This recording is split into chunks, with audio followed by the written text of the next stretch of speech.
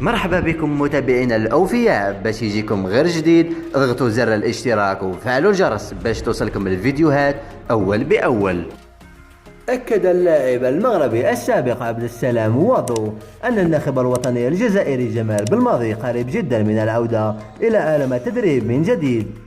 وبحسب تصريحات عبد السلام وضو الذي يعتبر صديقا مقربا من جمال بلماضي، فإن جمال بلماضي سيشرف على فريق جديد خلال الفترة المقبلة.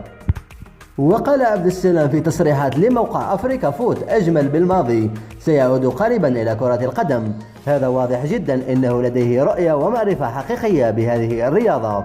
يتواجد جمال بالماضي بدون فريق منذ مغادرته لمنتخب الوطني الجزائري شهر فبراير الماضي، ويمتلك جمال بالماضي عروضا مهمة من أندية ومنتخبات عربية.